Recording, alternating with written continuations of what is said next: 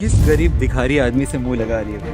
सिर्फ 50 रुपए तो भगाओ यहाँ से। मुझे अमेरिका की स्पेलिंग सुनाओ। स्पेलिंग आती है अमेरिका की? मैं कभी सपने में भी देखा है तूने हवाई जहाज। और इस भिखारी को यहाँ पे अंदर घुसते किसने दिया? एक गरीब फटीचर अब तक यहाँ है। फौरन 500 करोड़ ट्रांसफर कीजिए। तुम्हारा नाम क्या है? शिवम, तुम हो कौन? सर मेरी फ्लाइट है यूएस के लिए अगले 30 मिनट में, प्लीज सर। लाओ लाओ टिकट दिखाओ। सर टिकट अंदर है मेरे मैनेजर के पास, प्लीज सर। चल, ऐसा नहीं होता टीचर, ये एयरपोर्ट है, कोई बस स्टैंड नहीं कि मुंह उठा के चल दोगे। चलो चलो भाई, मैं हाथ जोड़ रहा हूँ, मेरी फ्लाइट है सर यूएस के लिए 30 मिनट में सर, प्लीज सर। टिकट अंदर है। भिखारी, कपड़े तेरे गंदे हो रहे हैं, चप्पल में तेरे छेद हो रहा है, तो क्या कह रहे थे? तेरी फ्लाइट है आधे घंटे बाद, और वो भी यूएस के लिए। मैं कभी सपने में भी देखा है तूने हवाई जहाज। चल निकल बाहर, चल। मैं आपके आगे हाथ जोड़ता हूँ सर, मेरी फ्लाइट है सर, प्लीज मुझे जाने दीजिए प्लीज। तो ऐसा नहीं जाएगा ना? प्लीज सर, मैं रिक्वेस्ट कर रहा हूँ सर। चल, अरे मार मार के मोर बना दूंगा तेरा, समझा?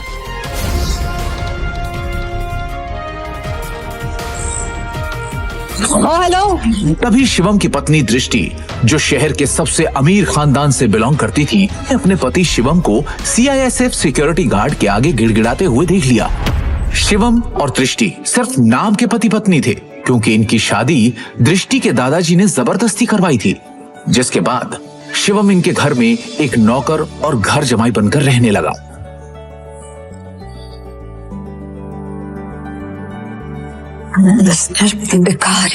तुम यहाँ क्या कर रहे हो?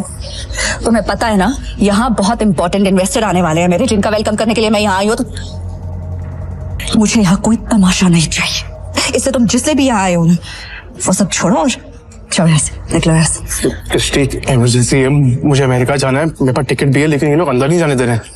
प्लीज प्लीज मेरी मदद करो प्लीज। तो मुझे हाथ लगाने के बारे में सोचना भी नहीं। अमेरिका जाना है तुम्हें? मुझे अमेरिका की स्पेलिंग सुनाओ एक बार। स्पेलिंग आती है अमेरिका की? मुझे इस बेवकूफ का नाम बताओ जिससे तुम्हारी अमेरिका की टिकट करवाई। और शिवम, जो एक छोले कुलचे बेचने वाला मामूली सा लड़का है, उसका अमेरिका से क्या रिश्ता हो सकता है? चुपचाप ऑफिस जाओ और जिन इन्वेस्टर्स को मैं लेकर आ रही हूँ उनके नाश्ते पानी की तैयारी करो। कोई भी गड़बड़ करने से पहले एक बार सोच लेना, वरना देश छोड़ के जाना तो बहुत दूर की बात है, ये शहर और अपना घर छोड़ के जाने से पहले 100 बार सोचोगे। ऐसी हालत करूंगी मैं तुम्हारी नौकरी काट दूंगी। आखिरी बार कह रही हूँ। इमरजेंसी है, प्लीज हेल्प मी। तभी दृष्टि के साथ आया उसका बिजनेस पार्टनर ऋषभ। दृष्टि से कहता है, किस गरीब भिखारी आदमी से मुंह लगा रही है? सिर्फ 50 रुपए तो भगाओ यहाँ से। मुझसे बात करना, ये मेरी बीवी है, समझा तू? ये क्या कह रहा है दृष्टि? ये तुम्हारा हस्बैंड है? ऋषभ का यह सवाल सुनकर दृष्टि कुछ सेकंड के लिए ब्लैंक हो गई, लेकिन फिर उसने बड़ी हिम्मत करके कहा, Come on Rishabh, like seriously, look at him. तुम किसकी बात पर यकीन कर रहे हो? इसकी हालत देखो। जिस इंसान के पास खड़े रहने में मुझे शर्म आए, तुम्हें सच में लगता है कि वो मेरा पति होगा? चंदा मांगने आया होगा शायद। कुछ पैसे दो और रफा दफा करो इससे, क्योंकि ये इंसान मेरा पति हो ही नहीं सकता। उस समय दृष्टि को शिवम ने पहली बार सिटी हॉस्पिटल में तब देखा था जब वो वहां अपनी मां मृणाल का इलाज कराने आया था। एक रईसजादी लड़की जिसके पास किसी चीज की कोई कमी नहीं थी, फिर भी वो सारे ऐशो आराम छोड़ रोज अपना समय निकालकर उन बीमार कैंसर पेशेंट से मिलने आती थी। दृष्टि उनके गले लग गई और बाकी सारे पेशेंट्स भी दृष्टि को अपना प्यार भरा आशीर्वाद देने लगे। और ये चीज जब शिवम ने देखी तो दृष्टि की दरियादिली ने उसका दिल छू लिया और वो उसी पल अपना दिल दृष्टि को दे बैठा। लेकिन किसे पता था कि किस्मत उन्हें सच में मिलाने वाली है।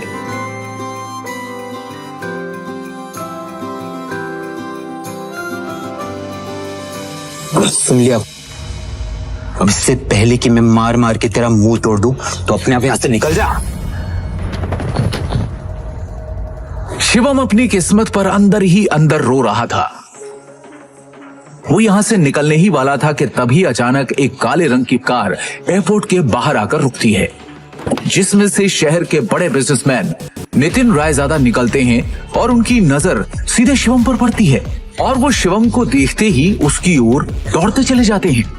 मिस्टर शिवम, हाँ सर, आपने मुझे पहचाना? मिस्टर रायजादा को कौन नहीं जानता था। दृष्टि उन्हें देखते ही पहचान गई थी, पर उन्हें शिवम से बात करता देख दृष्टि और ऋषभ दोनों के होश उड़ गए। मिस्टर रायजादा जैसा बड़ा आदमी उस भिखारी को कैसे जानता है?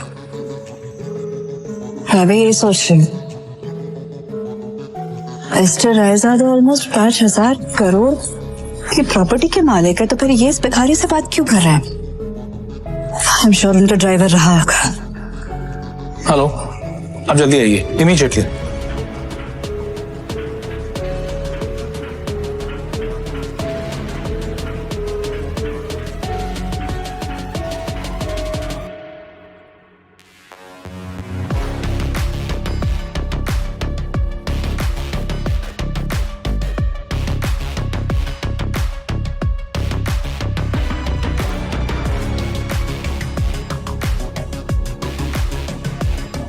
मिस्टर रायजादा से भीख मांग के उस गरीब ने एयरपोर्ट में एंट्री ले ली है।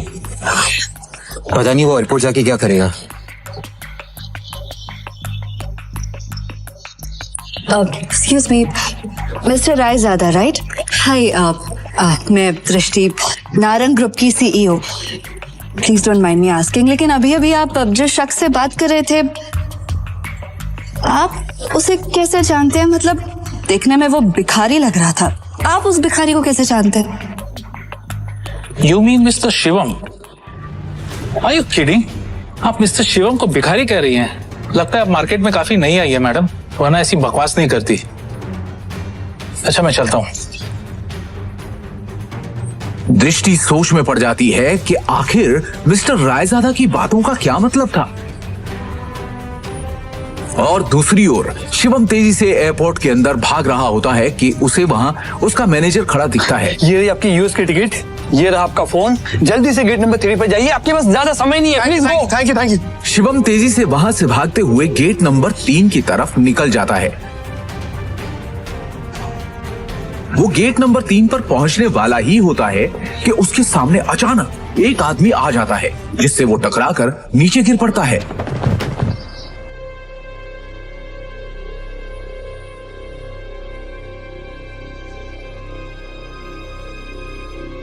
सर आप ठीक है? बे अंधा है क्या? हाँ, अबे एयरपोर्ट है ये, कॉलोनी का कोई पार्क नहीं है, समझा? और इस बेकारी को यहाँ पे अंदर घुसते किसने दिया? हाँ, जल्दी में था इसलिए टकरा गया। मेरी फ्लाइट छूट जाएगी, मुझे जाने दीजिए प्लीज। सॉरी। अबे मेरे होते हुए तू फ्लाइट में तो क्या 2 मिनट इस एयरपोर्ट पे भी नहीं टिक सकता, समझा? तू जानता नहीं है किससे टकराया है तू, समझा? मेरे सर से टकरा तू जानता नहीं ये कौन है? ये प्राइम एयरलाइंस का मालिक है। सर मेरी फ्लाइट भी प्राइम एयरलाइंस की है, प्लीज मैं आपसे माफी मांग रहा हूँ। आज भी छोड़ दो प्लीज, कुछ इमरजेंसी है, प्लीज। इमरजेंसी है प्लीज। यस सर, मेरी टिकट। मैं भी देखता हूँ तू जैसा भिखारी मेरी एयरलाइंस में कैसा चढ़ता है, समझा ना? टिकट सर पीछे फाड़े टिकट इसकी। Take him down. लो नीचे उसको। Stay there. समझा ना? और उसका टिकट।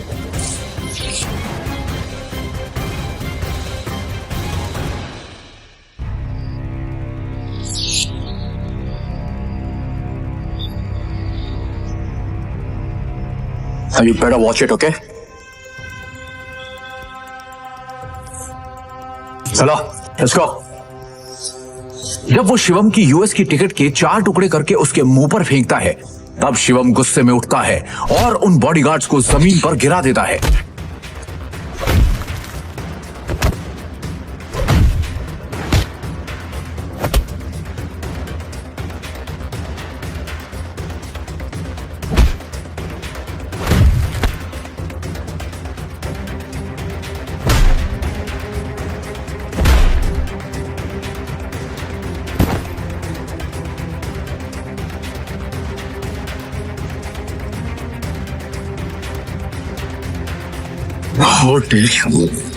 तू होता कौन है मेरी टिकट फाड़ने वाला?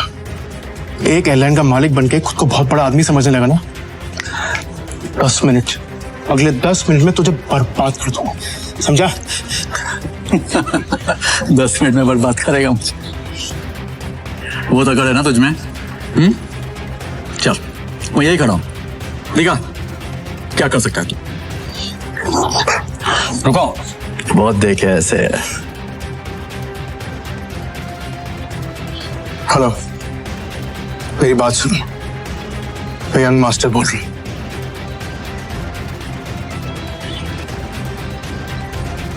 प्रिय यात्रियों, यह सूचित किया जाता है कि प्राइम एयरलाइन की सेवाएं अस्थायी रूप से रोक दी गई हैं। इसके कारण होने वाली असुविधा के लिए हमें खेद है। सभी यात्रीगण से अनुरोध है कि अधिकतम जानकारी के लिए हमारी आधिकारिक वेबसाइट या हेल्पलाइन से संपर्क करें। प्रिय यात्री, बिना मेरे परमिशन और नोटिस के अनाउंसमेंट कैसी हुई? सर हमें ऊपर से इमीडिएटली ऑर्डर आया है, अस्थायी रूप से आपका लाइसेंस कैंसिल कर दिया गया। इसके कारण होने वाली असुविधा प्राइम एयरलाइंस अब बैन हो चुकी है। आपको जो भी बात करनी है सर मिनिस्ट्री में कीजिए। अनुरोध है कि अद्यतन जानकारी के लिए हमारी आधिकारिक वेबसाइट या हेल्पलाइन से संपर्क करें। कहा था ना, 10 मिनट में तुझे बर्बाद कर दूंगा, मेरी एयरलाइन को बैन कर दूंगा। सड़क पर पहुंच। तू तो एक मामूली आदमी है यार, प्रिय यात्री, और तू ये सब कैसे कर सकता है? किया जाता है कि अरे प्राइम मैं एक करोड़पति आदमी हूँ, अस्थायी पावर है मेरे पास। अरे मेरी एयरलाइंस को बैन करने के लिए प्राइम मिनिस्टर के खुद ऑर्डर्स चाहिए होते हैं। हमें खेद है। सभी इसको बस एक कॉल करके है कि अद्यतन जानकारी के लिए अभी तो सिर्फ तेरी एयरलाइन बैन। वेबसाइट या हेल्पलाइन इंडिया में जो तूने फ्रॉड करके बैंक में पैसे जमा किए, याद है?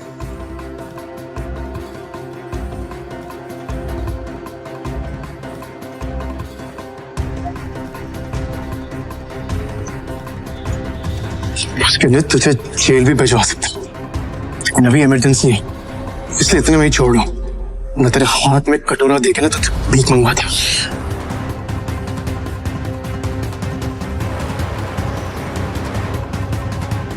सर आपका यूएस पहुंचना बहुत जरूरी है। मैंने आपके लिए प्राइवेट जेट अरेंज कर दिया है, हमें अभी निकलना होगा। Sir private jet? मतलब ये कोई मामूली आदमी नहीं है, अरे ये बहुत रईस और पावरफुल आदमी है। सुनो, तुम्हारा नाम क्या है?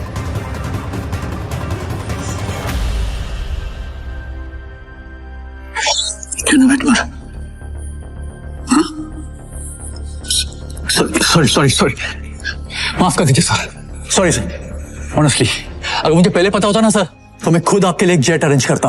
Please forgive me sir. आइंदा से ऐसी गलती नहीं होगी। अब एयरलाइन ही नहीं है तो गलती कैसे हो सर?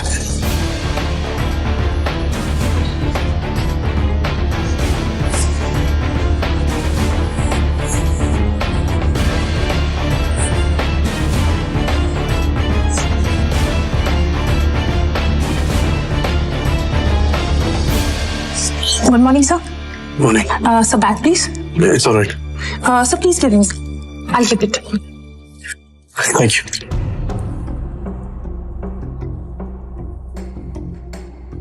पर तभी यूएस से एक कॉल आती है। हेलो शिवम सर, अब आपको यूएस आने की कोई जरूरत नहीं है।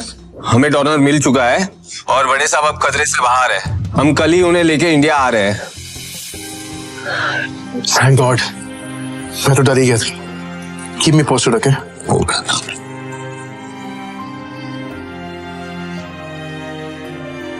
अब शिवम बिना टेंशन के एयरपोर्ट से निकलकर सीधा अपने ससुराल यानी नारंग मेंशन पहुंच गया।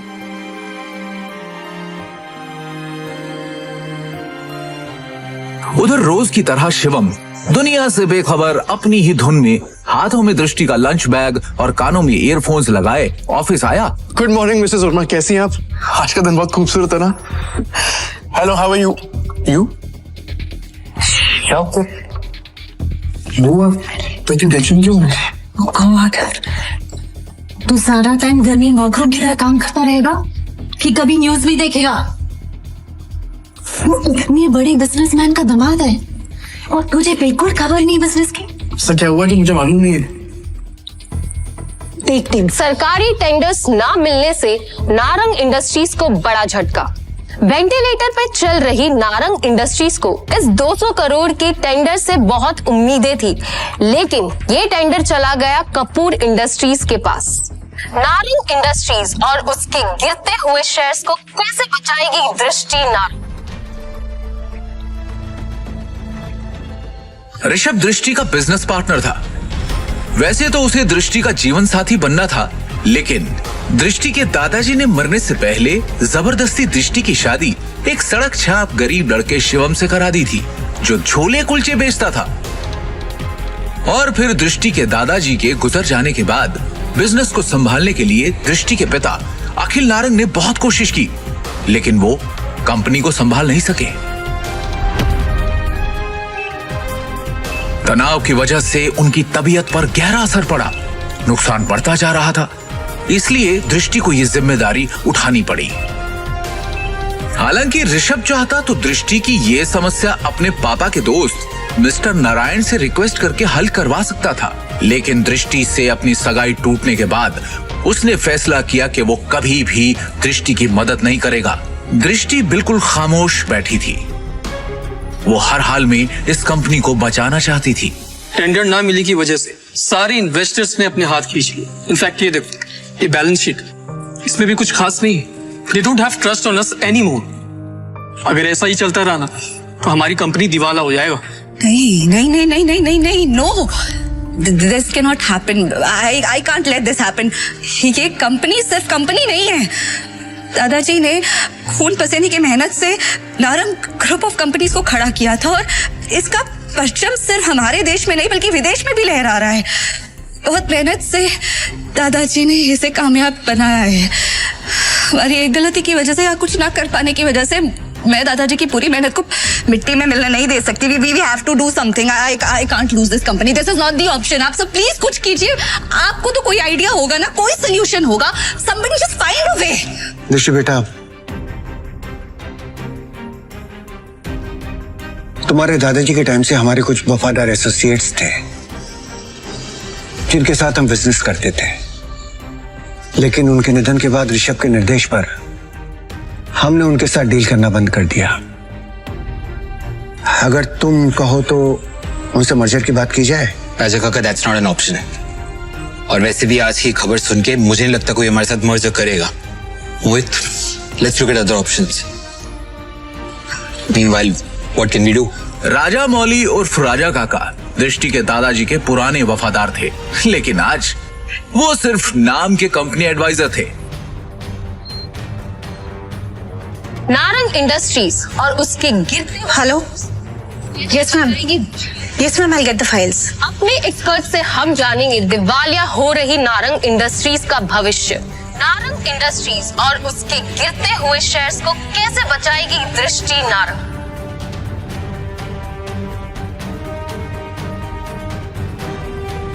दृष्टि कहाँ पर है? शिवम, तुम घर जाओ, मुझे तुरंत ये फाइल्स देनी है मैम। दृष्टि से मिलना बहुत जरूरी है। I need to meet her right now, please. Shivam, जिद मत करो, घर जाओ। अब जा कर रही है? Meeting room. तभी मिसेस वर्मा दरवाजा खटखटाकर एक्सेस कार्ड की मदद से अंदर चली जाती हैं और उनके पीछे पीछे शिवम भी अंदर घुस जाता है। शिवम को इस तरह देखकर सभी लोग हैरान हो जाते हैं। दृष्टि, इस प्रॉब्लम के बारे में कुछ बात करनी है जरूरी, प्लीज। शिवम, इस वक्त नहीं, इस वक्त मैं बहुत ही जरूरी मीटिंग में हूँ और ये मीटिंग इस वक्त मेरे लिए बहुत जरूरी है। 5 मिनट दे दो। इन सब बातों के लिए इस वक्त मेरे पास वक्त नहीं है। 5 मिनट इस प्रॉब्लम का सोल्यूशन है। यहाँ मीटिंग चल रही है। मुंह उठा के आ गया साला फटीचर। और वैसे भी कंपनी के मैटर में तेरा कोई लेना, तेरी औकात क्या है? सबसे पहले तो साधवी को यहाँ से निकालो। इसकी वजह से सारी गड़बड़ है। सृष्टि, अपनी डिसीजन खुद लो प्लीज। सिक्योरिटी, सिक्योरिटी से बाहर फेंको। सर, मैं यहाँ संभाल लूंगी, आप मीटिंग में वापस जाइए प्लीज। छोड़ो इसे, छोड़ो। मैडम, लेकिन सर ने इन्हें बाहर निकालने को कहा है। छोड़ो इसे, ये कोई चोर है क्या? ये दृष्टि मैम के पति हैं और नारंग इंडस्ट्रीज के घर जमाई। भूल गए क्या तुम लोग? Sorry. Thank you Mrs Verma, जितनी इज्जत आपसे मिलती है उतनी दृष्टि उसकी मॉम से भी नहीं मिलती। Thank you. इस प्रॉब्लम के बारे में कुछ बात करनी है जरूरी, प्लीज। मिसेस वर्मा शिवम को ऑफिस की छत पर ले जाती हैं और उससे पूछती हैं। शिवम, हाँ जी। तुम अंदर क्या बड़बड़ा रहे थे? तुम कंपनी को संकट से बचा सकते हो? कैसे? कैसे बचा सकता हूँ ये तो आपको अभी नहीं बता सकता, लेकिन आपसे कुछ मदद चाहिए मिसेस वर्मा। कंपनी की कुछ डिटेल्स चाहिए। कैसी डिटेल्स? मुझे शेयर होल्डर्स की, इन्वेस्टर्स की लिस्ट चाहिए और बैलेंस शीट भी देखनी है, उसके बाद ही कुछ कह पाऊंगा। अंदर जो कुछ भी हुआ उसके बाद ऑफिस का कोई भी स्टाफ तुम्हारी मदद करने को तैयार नहीं होगा, लेकिन एक आदमी है जो तुम्हारी मदद कर सकता है अगर तुम उसको मना लो तो ही। कौन? Rajamouli sir. I think he can help you. वो दृष्टि के दादाजी के बहुत करीबी थे, लेकिन जब से ऋषभ आया ना ऑफिस में उसने उनको साइडलाइन कर दिया। वो ना चेन स्मोकर है, तो वो हर एक घंटे आते हैं यहाँ पे सिगरेट पीने। तुम उनका इंतजार करो और कोशिश करो उनसे बात करने की। हाँ, मैं वापस जाती हूँ। शिवम वहां खड़ा होकर राजा मौली का इंतजार करने लगता है। इसी बीच उसने अपनी जेब से फोन निकाला और किसी को कॉल किया। हेलो, कैसे हैं नितिन दादाजी आप? अरे शिवम जी, आपसे मुलाकात भी हो गई और आज आपका कॉल भी आ गया। हमारे तो भाग्य खुल गए। बोलिए ना सर। आपसे एक छोटा सा काम। हुक्म किया जाए मालिक।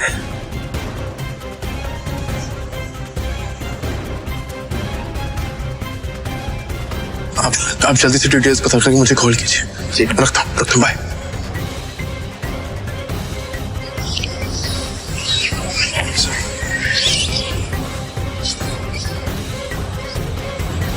राजा काका, रायजादा ग्रुप और नारंग इंडस्ट्रीज का मर्जर कैसा रहेगा?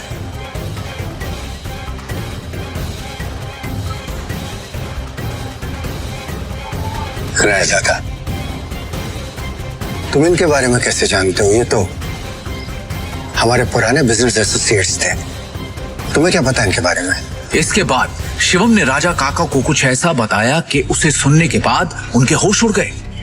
उन्होंने अपनी सिगरेट वापस रखी और शिवम को अपने साथ कॉन्फ्रेंस रूम ले गए।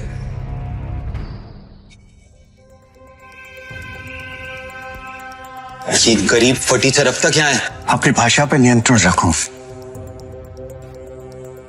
दृष्टि बेटी, हमें शिवम की बात को सुनना चाहिए कि वो कहना क्या चाहता है। इसके पास एक योजना है। योजना?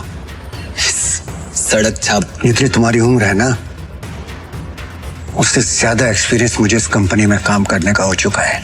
इस सब नोक झोंक के बीच दृष्टि गहरी सोच में थी।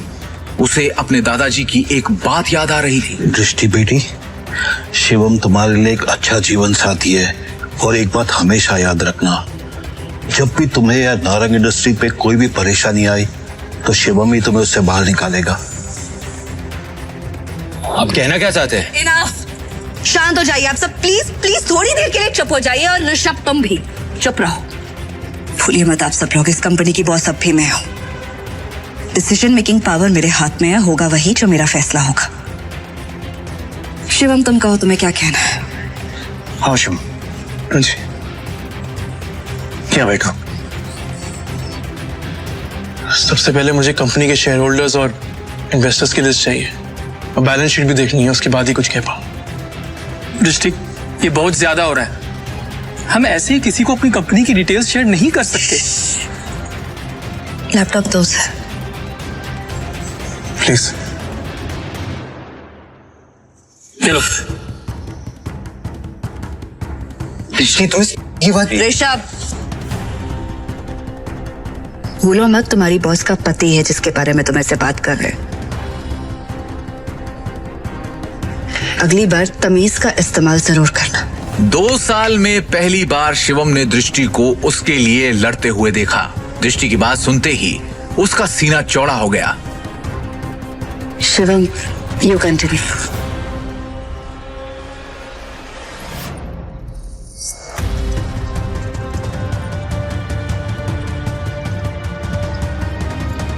बैलेंस शीट की कुछ ट्रांजैक्शन पे मुझे शक है।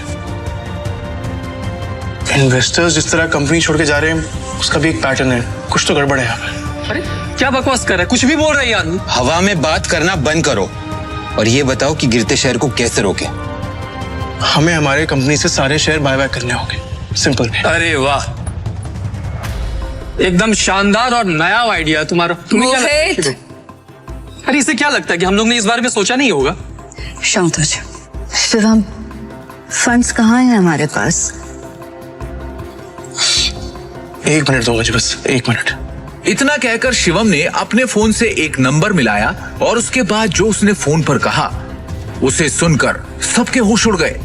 ऋषभ और मोहित की आंखें फटी की फटी रह गई। मिस्टर टोकस, मेरी बात ध्यान से सुनिएगा। सबसे पहली बात, राजाडा ग्रुप से नारंग इंडस्ट्रीज को फौरन 500 करोड़ ट्रांसफर कीजिए। दूसरी बात, राजाडा ग्रुप और नारंग इंडस्ट्रीज के बीच में मर्जर अनाउंस कीजिए। और हाँ, आखिरी बात, कपूर इंडस्ट्रीज के सारे शेयर खरीद लीजिए जल्दी। दृष्टि शिवम की इतनी बड़ी बड़ी बातें सुनकर हैरान थी। उसे यकीन ही नहीं हो रहा था कि उसका घर जमाई पति इतनी बड़ी कंपनी से उसकी नारंग इंडस्ट्री का मर्जर करवा रहा था। दृष्टि ने शिवम से कहा, शिवम, तुम हो कौन? ब्रेकिंग न्यूज, बड़ी खबर आ रही है इस वक्त हमारे पास। रायजादा ग्रुप ने नारंग इंडस्ट्रीज के साथ मर्जर की घोषणा कर दी है। इस खबर ने नारंग इंडस्ट्रीज को फर्श से अर्श तक पहुंचा दिया है। नारंग इंडस्ट्रीज के शेयर प्राइस ने वापस से रफ्तार पकड़ी है। नारंग इंडस्ट्रीज का दुनिया की सबसे बड़ी कंपनी रायजादा ग्रुप से जुड़ना काफी फायदेमंद साबित होगा।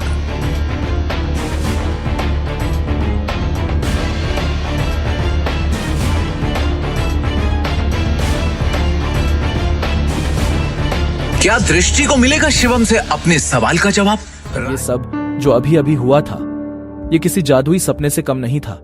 लेकिन एक बात जो अब भी सबकी नजरों से शिवम ने छुपाकर रखी थी, वो थी उसकी आंतरिक शक्तियां, जिसे शिवम उजागर करने की कोशिश कई दिनों से कर रहा था। शिवम वहां से निकलकर एक शादी में गया था जहां उसे करण मिला था, जो कि दृष्टि का कजन था। वो शिवम को बेइज्जत करने से कभी बाज नहीं आता था। शिवम और उसके बीच नोक-झोंक कई समय से चलती आ रही थी, लेकिन उस दिन शिवम ने करण की बेइज्जती पूरे रिश्तेदारों के सामने कर दी और वहां से घर चला गया। करण ने अपने गुस्से को पी लिया और ठान लिया कि वो शिवम को नहीं बख्शेगा। दूसरी ओर अपना खाना खत्म करके शिवम ने अपने बर्तन धोए और फिर वो अपने बेड पर आराम करने बैठ गया। ध्यान या मेडिटेशन करने की महारत उसने पिछले कुछ सालों में ही पाई थी। शिवम के लिए मेडिटेशन उसके शरीर के अंदर दिन भर में जमा हुई गंदगी बाहर निकालने का एक जरिया है। और तभी शिवम ने हाथ आगे बढ़ाया और बेड के साइड में रखा एक काला पत्थर उठाया। उसे मुट्ठी में बंद कर जैसे ही उसने हाथ को हल्के से घुमाया, वो पत्थर राख बन उसकी उंगलियों के बीच से सरक गया। शिवम की आंखों में उत्साह भर गया और उसने खुद से कहा, भस्म शक्ति ने अपना रूप ले लिया है। अरजा, उसके गुरु ने भी तो यही कहा था कि वो तक्षक महल का वंशज तभी माना जाएगा जब वो अपनी अंदरूनी शक्तियों को जगा लेगा, और तब उसकी तलाश शुरू होगी ढूंढने के लिए रायजादा परिवार के उन खास लोगों को जिनसे वो अपने गुरु के निशानी के तौर पर दिए जेड पत्थर की मदद से मिल पाएगा। वही वो पल होगा जब शिवम अपनी जिंदगी को बदल पाएगा। सिर्फ इतना ही नहीं, इसके साथ ही शिवम के हाथ वो सब भी लगेगा जो आम इंसान की पहुंच में नहीं, जैसे कि पौराणिक औषधियां, धन और उसके पूर्वज। यही तो होता है इस विद्या में। इसमें किसी के वैभव और उसकी शक्ति की कोई सीमा नहीं है। सक्का अपने गुरु का निशानी के तौर पर दिया हरा पत्थर अपने हाथों में घुमाते हुए शिवम ने सोचा, मेरी शक्तियां पूरी तरह से जागृत हो चुकी हैं। अब वक्त आ चुका है मामले को अपने हाथों में लेने का, एक्शन में आने का। शिवम ने अपनी शक्तियां जागृत होने के बाद उनसे अपनी शक्तियों के दम पर दृष्टि के ऑफिस में हुई सारी चीजों को दृष्टि और वहां मौजूद सब लोगों को भुलवा दिया। यहां तक कि नितिन रायजादा भी अब शिवम के साथ हुई बातों को भूल चुके थे। ऐसा शिवम ने क्यों करा, वो तो वक्त ही बताएगा। अगले दिन शिवम की मुलाकात उसके पिता से हो गई, जो कि इतने दिनों से उसे मिलने के लिए मजबूर कर रहे थे। तुम्हारे दादाजी पिछले 2 सालों से बिस्तर पर हैं, बहुत बीमार हैं। अपने बिगड़ते स्वास्थ्य के बावजूद वो बस एक ही जिद लेकर बैठे हैं कि केवल एक बार फिर तुमसे मिलना चाहते हैं। वो बस चाहते हैं कि तुम वापस आ जाओ भावेश, जो कि शिवम के पिता हैं, उन्होंने कहा, तुम्हारे चाचा की भी शादी हो चुकी है, लेकिन तुम्हारे ताऊजी और चाचा जी के यहाँ केवल 2 बेटियां हैं। शाह खानदान का इकलौता दावेदार। शिवम ने खुद को नीचा दिखाने के लिए बुदबुदाया। तो आप चाहते हैं कि मैं परिवार की विरासत के लिए आपकी सौदेबाजी का हथियार बन जाऊं? तुम सच में बहुत भोले हो, भावेश ने ठंडे स्वर में कहा। हमारे परिवार का जो व्यापार है, उसकी अनगिनत शाखाओं के अलावा हमारे शाह परिवार का दिल्ली और उसके आसपास के इलाकों में एक बड़ा पारिवारिक व्यवसाय है। परिवार के नियमों के अनुसार अगर परिवार के मुखिया की मृत्यु हो जाती है और तीसरी पीढ़ी को संभालने वाला कोई नहीं है, तो परिवार के मुखिया को दूसरे परिवार से बदल दिया जाएगा और उस समय से शाह परिवार पर हमारी शाखा का शासन नहीं होगा। और इसका मुझसे क्या लेना देना है? शिवम ने शांति से पूछा। तुम्हारे दादाजी के बीमार पड़ने के बाद से ही पिछले कुछ वर्षों में तुम्हारे चाचा और ताऊजी पहले से ही परिवार की विरासत और सत्ता की हकदारी के लिए लड़ने की तैयारी में जुट चुके हैं, जिससे परिवार के भीतर एक जबरदस्ती का हंगामा हो रहा है। क्या तुम बस ऐसे ही हाथ पर हाथ रखकर बैठे रहोगे और कुछ नहीं करोगे? भावेश ने निराशा भरी नजरों से पूछा। शिवम थोड़ा झुंझलाया और उसने उपहास भरी मुस्कान से भावेश की तरफ देखा। आखिरकार वो अपने पिता भावेश के वास्तविक स्वरूप को भली भांति जानता था। सत्ता के लिए वो दूसरों की भावनाओं की परवाह किए बिना वो सब कर सकते थे जो जरूरी बन जाए। शिवम, तुम खुद ही सोचकर देखो कि क्या तुम वाकई में इस छोटे से नारंग परिवार में रहना चाहते हो और जिंदगी भर इस तरह अपमानित होना चाहते हो? भावेश ने शिवम से पूछा। कल नारंग परिवार की शादी के दौरान तुम्हें इतना बड़ा अपमान सहना पड़ा। भावेश ने कहा, क्या तुम उनसे बदला लेने की शक्ति नहीं चाहते? क्या तुम नहीं चाहते कि तुम्हें वो रुतबा, वो शोहरत, वो ताकत मिल जाए कि तुम जब चाहो तब पूरे नारंग परिवार को अपने सामने पैरों पर घुटने टेकने के लिए मजबूर कर दो? भावेश के ये कहते ही शिवम ने उसकी तरफ देखा और फिर एक गहरी सोच में डूब गया। भावेश ने अपने चालाक स्वभाव का इस्तेमाल कर शिवम से अनुनय किया, लेकिन इसके बावजूद भी शिवम ने सिर्फ अपना सिर हिलाया और कुछ नहीं कहा। मुझे पता है कि तुम मुझसे अपने दिल की गहराई से नफरत करते हो। तुम चाहो तो जीवन भर मुझसे नफरत कर सकते हो और मुझे अपने पिता के रूप में स्वीकार नहीं करना चाहते हो तो वो भी मत करो। भावेश ने गंभीरता से कहा, केवल एक चीज है जो तुम्हें करने की जरूरत है, वो है शाह परिवार में वापस आना और अपने दादा को पहचानना। फिर तुम शाह परिवार से वो लेने में सक्षम हो जाओगे जो तुम चाहते हो और उस शक्ति के साथ तुम जो चाहो वो कर सकते हो। दिखने में इतनी सिंपल सी शर्त है, पर ये एक बहुत बड़ा मौका है जो तुम्हारे लिए शोहरत और ऊंचाइयों के सारे रास्ते खोल देगा। क्या तुम अब भी इसे स्वीकार करने को तैयार नहीं हो? शिवम ने स्पष्ट रूप से कहा, मुझे आपकी सहायता की कोई जरूरत नहीं है। मैंने वास्तव में तब तुम्हारे और तुम्हारी मां के साथ गलत किया था, लेकिन अगर तुम मेरी जगह होते तो शायद तुम भी ऐसा ही करते। एक आदमी जीवन में सब कुछ खो सकता है, हालांकि केवल एक चीज जो उसे नहीं खोनी चाहिए वो है वो शक्ति जो उसके हाथों में है। शिवम ने अपना सिर हिलाया और बेहद निराशा में आह भरी। पूरे 1 दशक के बाद भी भावेश को अभी भी उसने उसके और उसकी मां के साथ जो किया उसके लिए किसी प्रकार का पछतावा या अपराध बोध महसूस नहीं हो रहा था। शिवम ने खड़े होकर जाने से पहले कहा, मैं वापस जाने और अपने दादाजी से मिलने का समय चुनूंगा। हालांकि शाह परिवार के मामले का मुझसे कोई लेना देना नहीं है। ठीक है, तुम जा सकते हो। मैंने तुम्हें पहले ही शर्तें बता दी है और तुम्हारे जवाब का इंतजार रहेगा। मुझे पता नहीं क्यों ये यकीन है कि तुम अंत में अपना विचार बदल दोगे। हाँ, आपने जो कहना है या करना है वो कीजिए। नोएडा सिटी, पूर्वी जिला, रायजादा ग्रुप बिल्डिंग। इमारत के प्रवेश द्वार पर पहुंचकर शिवम गेस्ट हॉल में चलने के लिए आगे बढ़ा। सर, क्या मैं पूछ सकती हूँ आप किसे ढूंढ रहे हैं? रिसेप्शनिस्ट ने विनम्रता से पूछा। मैं आपके डायरेक्टर नितिन रायजादा से मिलने आया हूँ, शिवम ने शांति से कहा। आप डायरेक्टर रायजादा से मिलने आए हैं? क्या आपके पास अपॉइंटमेंट है? उस रिसेप्शनिस्ट ने फिर पूछा। कैजुअल स्ट्रीट वियर टाइप के कपड़े पहने शिवम किसी ऐसे व्यक्ति की तरह नहीं दिख रहा था जिसके पास डायरेक्टर नितिन रायजादा जैसे बड़े आदमी से बात करने की योग्यता भी हो। मिलना तो दूर की बात थी। आप उन्हें सिर्फ मेरा एक मैसेज दे दीजिए और जैसा मैं कह रहा हूं बिल्कुल आप वैसा ही उनसे कहिए। उन्हें बताइए कि मैं चेतन आनंद रायजादा का दोस्त हूं। ठीक है, आप प्लीज कुछ देर वेट कीजिए। भवन के दूसरी ओर डायरेक्टर के ऑफिस में एक असाधारण स्वभाव वाला एक मध्यम आयु वर्ग का व्यक्ति कुछ डॉक्यूमेंट्स और फाइल्स की जांच कर रहा था। कम इन। अनुमति मिलने के बाद एक युवा पुरुष सेक्रेटरी ऑफिस के अंदर आया और उसने नर्म तरीके से सम्मानपूर्वक कहा, डायरेक्टर सर, फ्रंट डेस्क से मैसेज आया है कि कोई आपको ढूंढ रहा है। Front desk? दिन के इस वक्त मेरा कोई अपॉइंटमेंट नहीं है ना? देखो, वो जो कोई भी है मुझे नहीं अपने लिए परेशानी ढूंढ रहा है शायद, और इसके लिए तुम्हें यहाँ आने और हर वो इंसान जो मुझसे यहाँ मिलने आए उसके बारे में मुझे बताने की जरूरत नहीं है, समझे? सर वो एक्चुअली, सेक्रेटरी थोड़ा सा हिचकिचाया और फिर उसने कहा, सर उस आदमी ने आपको एक मैसेज देने के लिए कहा है। उसने कहा है कि वो किसी चेतन आनंद रायजादा का दोस्त है। मुझे लगा शायद आपका कोई फैमिली मेंबर है या कोई रिश्तेदार जो आपको ढूंढते हुए आया है, इसीलिए सर मैं रिपोर्ट करने आ गया। चेतन आनंद रायजादा? और उसने गंभीरता से सेक्रेटरी को देखा। आखिरकार चेतन आनंद रायजादा उसके दादा और दिल्ली के मशहूर रायजादा परिवार के पितामह थे।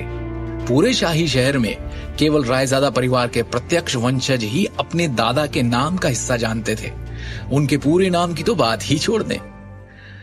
कैसा दिखता है वो आदमी जो नीचे आया है? नितिन ने पूछा। सेक्रेटरी ने तुरंत जवाब दिया, यंग है सर, यही कोई 23-24 साल का होगा। उसे इसी वक्त पूरे सम्मान के साथ यहाँ मेरे ऑफिस में लेकर आओ। नितिन ने थोड़ा कंफ्यूज्ड स्टेट में सेक्रेटरी को ऑर्डर दिया। 5 मिनट बाद शिवम को सेक्रेटरी द्वारा 36वीं मंजिल पर डायरेक्टर के कार्यालय में लाया गया और जैसे ही शिवम ऑफिस के अंदर आया वो नितिन के सामने एकदम भरकर बैठ गया। उस अधेड़ उम्र के व्यक्ति जो उस कंपनी का डायरेक्टर है, उसने उसे गंभीर भाव से देखा। क्या मैं पूछ सकता हूँ आप कौन हैं सर? क्या आप इसे पहचानते हैं? शिवम ने वो हरा जेड पत्थर जो उसे निशानी के तौर पर गुरुजी से मिला था उसे निकालते हुए कहा। उस जेड पत्थर की सतह को जटिल पैटर्न के साथ उकेरा गया था, जबकि चरित्र रायजादा को केंद्र में अंकित किया गया था। ये तो... नितिन ने हैरान भाव से उस हरे पत्थर को देखा। उसका दिमाग अभी भी अस्पष्ट था और उसमें हजारों सवाल थे। ये जेड शहर के रायजादा परिवार से किसी की पहचान और कनेक्शन का प्रतीक है। ऐसे केवल कुछ ही पत्थर तैयार किए गए थे, यहां तक कि खुद नितिन के पास ऐसा एक भी नहीं था। अब कृपया एक क्षण प्रतीक्षा करें, तब तक मैं आनंद जी को आमंत्रित करता हूं, नितिन ने सम्मानजनक स्वर में कहा। इस युवक को नाराज करने की हिम्मत नहीं थी उसमें, जो अभी भी उसके लिए एक राज था। शिवम ने हां में सर हिलाया। कुछ ही समय बाद नितिन सफेद बालों और दाढ़ी वाले एक बूढ़े व्यक्ति उनके साथ ऑफिस में लौटा। नितिन थोड़ा पीछे हुआ और वो आगे आए। नितिन सिर्फ बिजनेस के प्रबंधन का प्रभारी था। दूसरी ओर उसके परिवार के रहस्यों से संबंधित अन्य सभी मामलों को आनंद जी द्वारा नियंत्रित किया जाता था, जिसे नितिन के पिता ने भेजा था। वो बूढ़ा करीब 60 की उम्र का होगा, लेकिन उनकी चाल में सर्प जैसी तेजी थी। इसके अलावा उनकी तेज आंखें जोश से भरी थी, जबकि उनके शरीर में उच्च आत्माओं का उत्सर्जन था। शिवम के हाथ में जेड टोकन को करीब से देखते हुए बूढ़े ने एक सांस लेने से पहले अविश्वास में देखा और अपना परिचय दिया। मैं हूँ जतिन आनंद। क्या मैं आपका शुभ नाम जान सकता हूँ sir? Shivam. Brother Shivam Raizada group के लिए जेड टोकन लाए हैं। मुझे माफ करें, लेकिन क्या मैं आपकी पहचान का परीक्षण कर सकता हूँ? जरूर। शिवम ने हाँ में सिर हिलाया। जतिन को एक नजर देखते ही शिवम बता सकता था कि वो एक साधारण बूढ़ा आदमी नहीं था। इसे देखकर एक बात तो साफ थी कि जतिन आनंद तक्षक विद्या की दुनिया में एक विशेषज्ञ थे। जवाब में सिर हिलाने के बाद जतिन ने अचानक अपनी कलाई को हिलाया और एक जेड गेंद को रोल करते हुए फेंका, जो हवा में घूमती हुई तेजी से शिवम की ओर जा रही थी। अचानक हुए हमले के बावजूद शिवम ने तेजी से अपनी तरफ आती हुई उस जेड बॉल को नंगे हाथों से पकड़ लिया और अपनी सीट पर बैठ गया। और जैसे ही उसने अपनी मुट्ठी खोली, उसकी उंगलियों के बीच से जेड धूल का ढेर फिसलने लगा। इस अप्रत्याशित दृश्य को देखकर नितिन की आंखें चमक गई। जतिन आनंद की अभिव्यक्ति भी फीकी पड़ गई और वो खुद से बुदबुदाए, एक आंतरिक शक्ति विशेषज्ञ इतनी कम उम्र में, कहीं ये उस इंसान का वंशज तो नहीं? रायजादा परिवार के एक बुजुर्ग के रूप में वो प्राचीन तक्षक विद्या से संबंधित गांधी परिवार के रहस्यों के संपर्क में आए थे। इस प्रकार वो मोटे तौर पर शिवम की असली पहचान का अनुमान लगा सकते थे। जतिन आनंद ने झुककर सम्मानपूर्वक कहा, मैं रायजादा परिवार की तीसरी शाखा का बड़ा जतिन आनंद आपका अभिवादन करता हूं, महान Elder. Nitin Raizada great Elder का अभिवादन करता है, नितिन ने गंभीर स्वर में कहा। शिवम के हाथ में जेड टोकन रायजादा परिवार के महान बुजुर्ग की पहचान का प्रतिनिधित्व करता है। रायजादा परिवार के नियम बेहद सख्त थे और किसी को भी उनका अपमान करने की अनुमति नहीं थी। अपनी पहचान स्वीकार किए जाने के बाद शिवम ने थोड़ा सिर हिलाया। द ग्रेट एल्डर इस बार ईस्ट ब्रांच ग्रुप में आए हैं, क्या मैं आपके लिए कुछ कर सकता हूं? जतिन ने गंभीरता से पूछा और उनके इस सवाल पर शिवम के अंदर हजारों बातों का तूफान सा उठ पड़ा। शिवम को पता है कि वो रायजादा ग्रुप के ऑफिस में क्यों आया है, उसे उनसे क्या मांगना है, पर इससे पहले कि वो अपनी बात कहता, उसका फोन बज उठता है। शिवम, फौरन मेट्रो सिटी हॉस्पिटल पहुंचो। मैंने तुम्हारे और दृष्टि के तलाक के कागजात बनवा लिए हैं, अभी के अभी आकर उन पर साइन करो। फोन की दूसरी ओर से दृष्टि की मां सिमी ने चीखते हुए कहा, आप हॉस्पिटल में क्यों हैं? क्या चल रहा है मम्मी जी? शिवम ने गंभीरता से पूछा। दृष्टि के पापा फैक्ट्री में थे जब करण अचानक फैक्ट्री खरीदने आ गया। वहां कुछ ऐसा हुआ कि ये घायल हो गए, हॉस्पिटल में एडमिट करना पड़ा। करण और दृष्टि में भी बहस हुई और दृष्टि बेहोश हो गई। करण अब भी गुस्से में है, कर्ज के भुगतान के लिए जबरदस्ती हमारा घर बेचने पर तुला है। बस एक शर्त पर हमें बख्शने को तैयार है कि दृष्टि तुम्हें तलाक दे दे। हम ये सब और नहीं सह सकते, भगवान के लिए उसे तलाक दे दो। सिमी विनती करते हुए रो पड़ी। मैं वहां पहुंचता हूं, कहकर जैसे ही शिवम ने फोन रखा, उसका चेहरा भावहीन सा हो गया। दृष्टि बेहोश हो गई। शिवम की आंखों में ऐसा क्रोध उमड़ पड़ा जैसा आज तक कभी किसी ने नहीं देखा।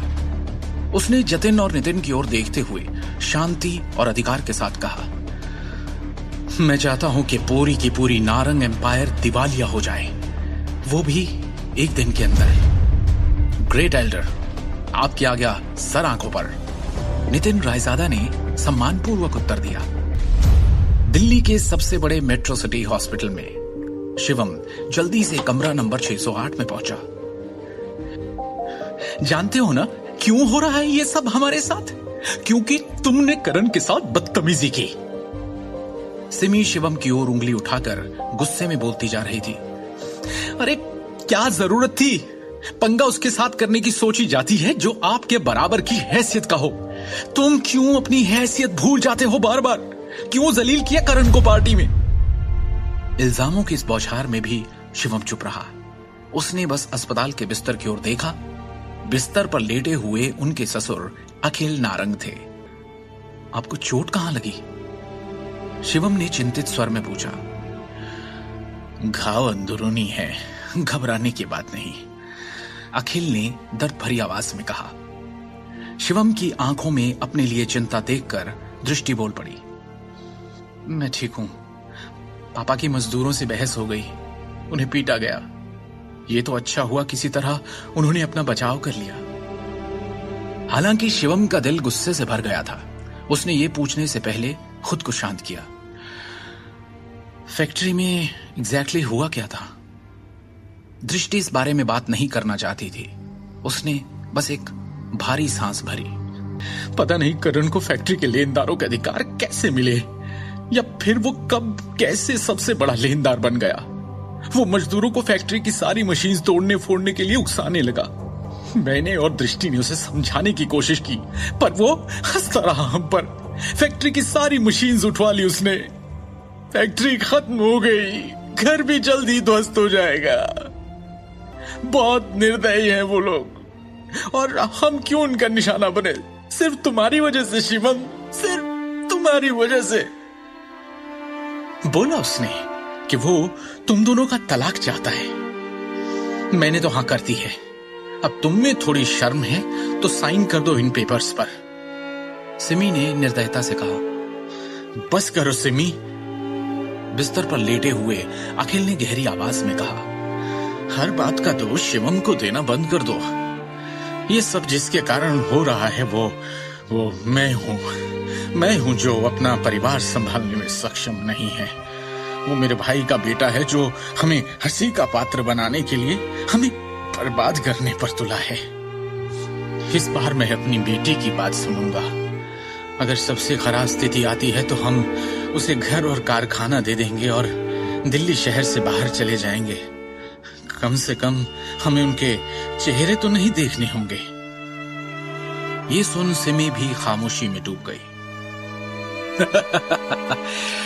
अरे वाह, पूरा परिवार एक साथ। शिवम। कमरे के बाहर से हंसी की आवाज आई। करण यहां भी आ गया। आपने मेरे सुझाव के बारे में क्या सोचा, पांचवी चाची, पांचवे अंकल? करण ने उन्हें और भड़काने के लिए उद्देश्यपूर्ण ढंग से अपने शब्दों को लंबा खींचा। अगर मैं आज आपके बचाव में नहीं दौड़ा होता तो वो वर्कर्स तो आपकी जान ही ले लेते, है कि नहीं?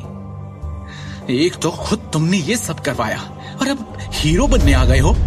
बंद करो ये ढोंग करण। करण की बातों से तंग आकर दृष्टि फट पड़ी। करण की चालाक अभिव्यक्ति उनमें से कोई बर्दाश्त नहीं कर पा रहा था। अरे यार, आप लोग दया के लायक हो ही नहीं। ऐसे लोगों को पता है क्या कहते हैं? थैंकलेस। करण ने आह भरते हुए कहा, मैं चाहता था कि अखिल अंकल के सारे कर्जे बाहर के बाहर निपट जाएं।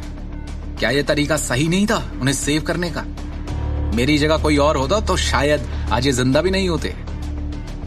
करण ने कोमल स्वर में कहा, मैं तो बस मदद करने की कोशिश कर रहा हूं। मुंह बंद करो और दफा हो जाओ यहां से करण। दृष्टि गुस्से में कांपती हुई चिल्लाई, मैं दफा हो जाऊं? फिर ये मत कहना अखिल अंकल कि मैंने आपके परिवार को एक मौका नहीं दिया। अरे आपको तो एहसान मानना चाहिए, पर आप मानते नहीं। इसलिए मैं कल ही लेनदारों के अधिकार जारी कर दूंगा। बर्बाद हो जाएंगे आप सब। लोन शार्क्स तब तक आपके पीछे रहेंगे जब तक आप जिंदा हैं। क्या आप बकवास कर रहे हो? फैक्ट्री, घर और गहने गिरवी रखवा कर हम अपने सारे कर्जे चुका सकते हैं। क्यों पीछे पड़ेंगे लेनदार हमारे? दृष्टि ने सवाल किया तो करण ने गर्व से भरी मुस्कान दिखाते हुए कहा, उस घटिया ज्वेलरी प्रोसेसिंग फैक्ट्री के सभी उपकरण टूट गए हैं। एक कौड़ी की औकात नहीं, उसको गिरवी कहां रखोगे? इसके अलावा तुम लोगों को अभी भी साइट के किराए का हिसाब देना होगा। अगर इसे ठीक से नहीं सुलझाया तो अखिल अंकल पर धोखाधड़ी का आरोप भी लगाया जा सकता है, और हाँ, जेल भी हो सकती है। बोल लिया जो बोलना था, अब निकलो यहां से। शिवम ने करण को भाव शून्यता से देखा। करण चिल्लाया और अचानक गुस्से में आकर अपनी हथेली की मुट्ठी बनाकर शिवम के चेहरे की तरफ जैसे उड़ाई। ठाक की आवाज के साथ शिवम ने उसकी मुट्ठी एक झटके में अपनी हथेली से रोकी और बिना दया के एक झटके में उसे उल्टा घुमा दिया। बेइज्जती, हैरानी और गुस्से के घूंट पीकर उसने जहर उगलते हुए कहा, तेरी ये मजाल, तूने मुझे हाथ लगाया, मुझे, करण नारंग को। उसने दृष्टि के परिवार की ओर देखकर कहा, और तुम लोगों को भी नहीं छोड़ूंगा मैं। इस परिवार की कहानी अब खत्म समझो। अब तुम में से कोई नहीं बच सकता। अभी उसके साथ जो हुआ, करण को अब भी उस पर यकीन नहीं हो रहा था। बौखलाया हुआ, हड़बड़ाता हुआ उन्हें धमकी देकर वो वहां से तेज कदमों के साथ निकल गया। ये क्या कर दिया? किस पे हाथ उठा दिया? तुम्हें क्या लगता है ये कोई छोटी सी बात है? माफ कर देंगे वो लोग। अरे इसके बाद वो क्या करेंगे हमारे साथ तुम सोच भी नहीं सकते। सिमी ने अत्यंत घबराकर डरे हुए लहजे में कहा, क्या जरूरत थी ये सब करने की? अब क्या होगा हमारा? कौन बचाएगा? बर्बाद कर देंगे ये लोग हमें। मैं इस मामले को अच्छी तरह से संभाल लूंगा, इसीलिए आपको अब और चिंता करने की जरूरत नहीं है। शिवम ने स्पष्ट शब्दों में आत्मविश्वास के साथ पूरे परिवार से कहा, करण या उसके परिवार वाले हमारा कुछ नहीं बिगाड़ पाएंगे। क्या कर लोगे तुम? क्या तुम इस लायक हो? सिमी ने एक ठंडी मुस्कान के साथ व्यंग्यात्मक लहजे में कहा, तुम्हारी तो इतनी हैसियत भी नहीं कि उस समय शिवम ने सिमी की तरफ अपनी भावहीन निगाहें घुमाई और उसके शब्दों को चुप कर दिया। उसकी आंखों से जैसे सिमी की आंखें मिली, उसे ऐसा लगा जैसे शिवम आज पूरी तरह से एक अलग इंसान बन गया है। वो कांप गई। उसे डांटने के लिए जबान खोली थी, पर अब उसकी बोलती खुद ही बंद हो गई। शिवम ने दोबारा दृष्टि की ओर नम्रता के साथ देखा और प्यार से उसे आश्वस्त किया, फिक्र मत करो दृष्टि, अब कुछ बुरा नहीं होगा, मैं हूं ना तुम्हारे साथ।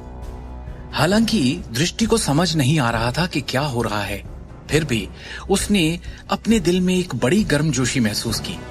शिवम ने धीरे से उससे पूछा, भरोसा है ना मुझ पर?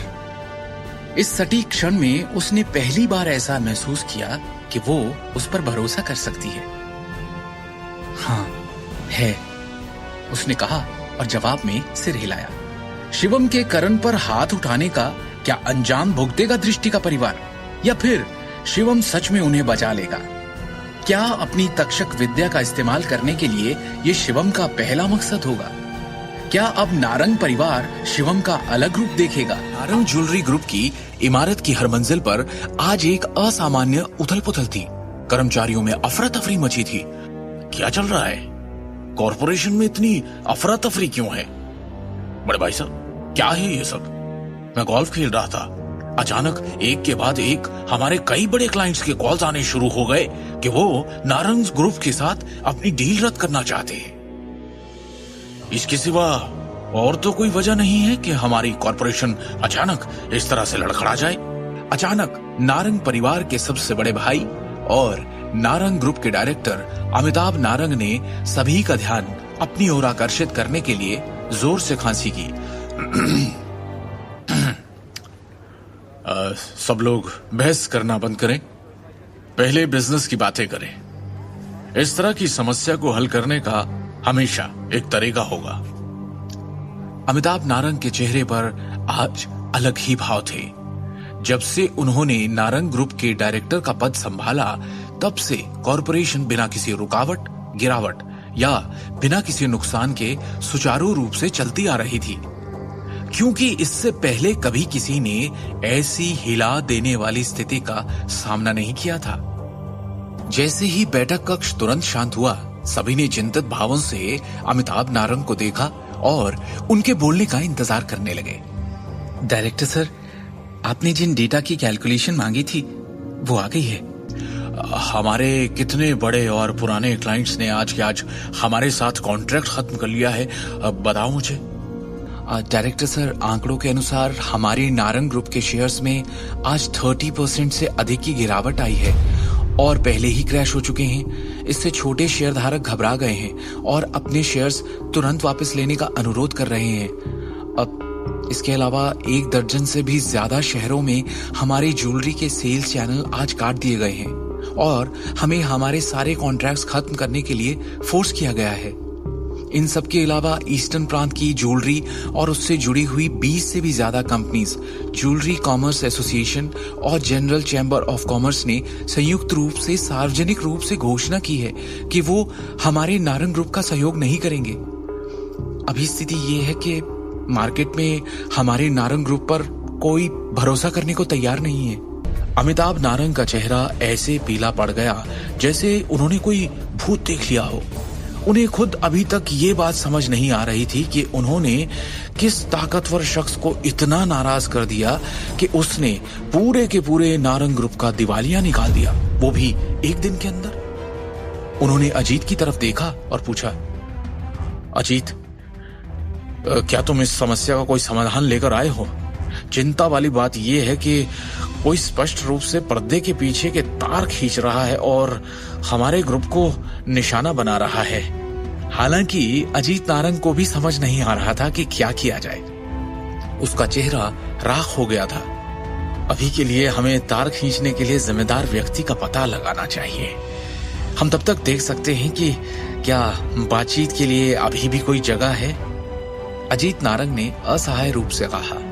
दोनों मुखिया समझ नहीं पा रहे थे कि उन्होंने किसे नाराज किया है। आखिर किसके पास एक दिन के अंदर नारंग ग्रुप को दिवालिया होने के कगार पर खड़ा करने की शक्ति थी। ये देखकर कि दोनों मुखिया भी बेबस थे, बैठक कक्ष और भी बेचैन हो गया, क्योंकि शेयरधारक आगे की चर्चा में पड़ गए कि तभी कक्ष के दरवाजे पर दस्तक हुई और वो चश्मे वाली युवा महिला सेक्रेटरी फिर से अंदर आई। उसके चेहरे पर इस वक्त और भी ज्यादा परेशानी के भाव थे। महिला सेक्रेटरी ने गंभीर लहजे में कहा, वाइस चेयरमैन, किसी ने हमें अभी फोन किया है।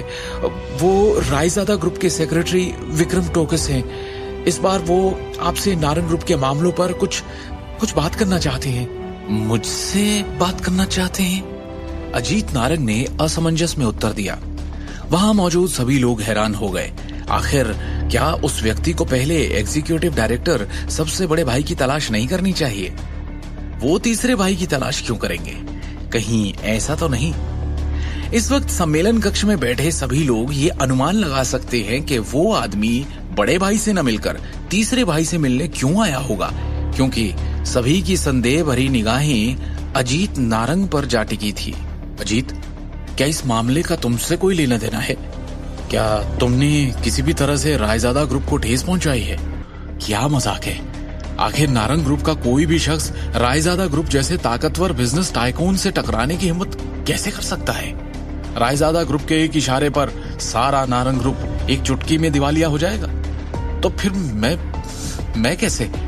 अजीत नारंग ने जल्दी से उनके साथ सभी संबंधों से इनकार कर दिया। हम जल्दी ही पता लगा लेंगे।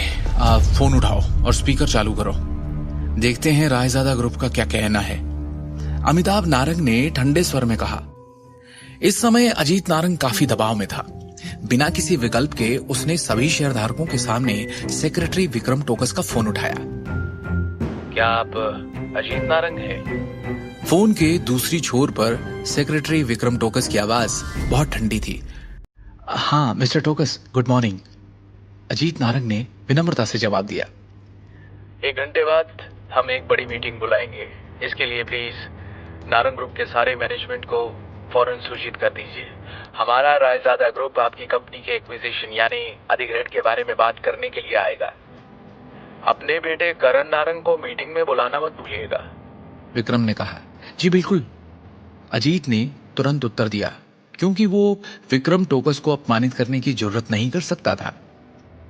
फोन की एक बीप के साथ विक्रम ने आखिरकार कॉल काट दिया। अजीत नारंग, उसका चेहरा पीला पड़ गया। अपने बेटे का नाम सुनने के बाद उसे एक बड़ी बेचैनी महसूस हुई। कॉल खत्म होने के बाद वहां मौजूद सभी शेयरधारकों ने अजीत नारंग को और भी अधिक शत्रुता और संदेह की दृष्टि से देखा। चूंकि मामला अर्जेंट है, हम एक बार में ही बैठक बुलाएंगे। कंपनी के पूरे मैनेजमेंट को सूचित किया जाए और रायजादा परिवार के लोगों के आने का इंतजार करें, अमिताभ नारंग ने गंभीर स्वर में कहा। 3 घंटे बीत गए। बैठक कक्ष में माहौल बेहद तनावपूर्ण हो गया था, क्योंकि सभी घबराकर इंतजार कर रहे थे। मिस्टर नारंग, क्या हमें फोन नहीं करना चाहिए? वो आ भी रहे हैं कि नहीं? शेयरधारकों में से एक से अब इंतजार नहीं हो रहा था। अनुभव था ही इतना कष्टदायक। हम केवल इंतजार कर सकते हैं। आखिरकार हमारे ग्रुप की जीवन रेखा पहले से ही रायजादा परिवार के हाथों में है, अमिताभ ने गंभीरता से कहा। इसी दौरान एक युवक अचानक अपनी बिजनेस टीम और 2 अन्य वकीलों के साथ बैठक में चला गया। सब लोग मुझे अपना परिचय दें। मैं रायजादा ग्रुप के नारंग ग्रुप एक्विजिशन का इंचार्ज हूं। सेक्रेटरी विक्रम टोकस ने गंभीर अभिव्यक्ति के साथ कहा। और हां, मैं नारंग ज्वेलरी ग्रुप का नया चेयरमैन भी हूं। डायरेक्टर अमिताभ नारंग की जगह कॉरपोरेशन के मामले अब मैं संभालूंगा। इतना कहने के बाद सेक्रेटरी टोकस ने चेयरमैन की कुर्सी खोल दी और बोल्ड अंदाज में बैठ गया। भवानी नारंग के निधन के बाद से नारंग ग्रुप के चेयरमैन का पद खाली था। यहां तक कि अमिताभ और अजीत नारंग ने भी खुद को डायरेक्टर के पद तक ही रखा। ये नजारा देखकर नारंग परिवार के सभी सदस्यों के चेहरे पर घृणा आ गई और वो चुप रहे, क्योंकि वो रायजादा ग्रुप को नाराज नहीं करना चाहते। सेक्रेटरी टोकस परिवार के सभी लोगों के हाव भाव देखकर मुस्कुराया और बोला, आगे बढ़ने से पहले ऐसा लगता है आप सब में काफी लोगों की समझ में नहीं आया कि अभी स्थिति एग्जैक्टली है क्या। इस समय मेरे हाथों में नारंग की ज्वेलरी ग्रुप के 55% शेयर हैं। इसके अलावा मैं मैनेजमेंट के तहत 20 ज्वेलरी फैक्ट्रीज और 30 आभूषण फ्लैगशिप स्टोर्स के कंट्रोल में हूं। मेरा मानना है कि अगर मैं चेयरमैन का पद लेता हूं तो किसी को आपत्ति नहीं होगी, है ना? टोकस के ये शब्द एक ढोल की तरह लग रहे थे जो सभी के मन में गहराई से उतर गए, जिससे वो चुप हो गए। ये एक्विजिशन के दस्तावेज हैं, प्लीज आप सभी एक बार ध्यान से पढ़ लीजिए।